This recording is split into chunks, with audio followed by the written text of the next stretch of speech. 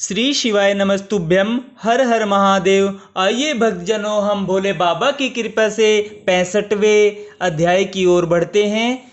ब्रह्मा जी बोले, हे नारद, शिव गिरजा के मंदिर में प्रवेश करने के पश्चात सब स्त्रियां एकत्र होकर उनकी आरती उतारने लगी। विष्णु तथा हम सब ने दोनों का पूजन किया।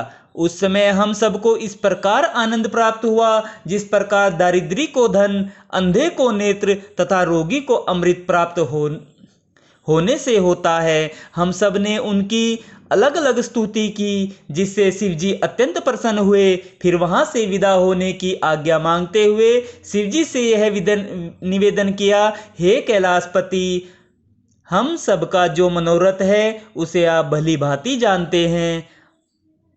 आप हम पर कृपा बनाए रखें और अब हमें जाने की आज्ञा दे। हे नारद, इसके उपरांत क्रमशः वहां से सब लोग विदा हुए। शिवजी ने विष्णु तथा मुझसे कहा, मुझे तुमसे अधिक प्रिय कोई नहीं है। तुम्हारे कहने से ही मैंने गिरजा से विवाह किया। अब तुम भी अपने लोक को लौट जाओ, तुम्हारे सब कार्य संपन्न होंगे। तारक दैत्य शीघ्र ही यमलोक में जाएगा। यह कहकर शिव जी हंसे और चुप हो गए। विष्णु जी तथा मैं भी हंसकर बड़ी प्रसन्नता से जय जय श्री शंभु कहते हुए उनकी स्तुति करके वहां से चल दिए। बारात के चले जाने के पश्चात शिवगण उनकी सेवा करने लगे।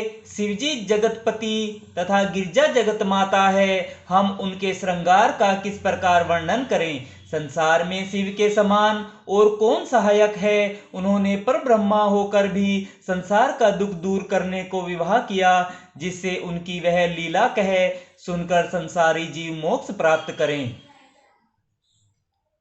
शिव गिरजा के विवाह की यह कथा अत्यंत मंगल प्रदान करने वाली है। जो इसको न सुने वह पशु के समान है। इस संसार में शिव जी के यश गान के अतिरिक्त मुक्ति प्राप्त करने की कोई सरल युक्ति नहीं है, यद्यपि उनका यश अपार है।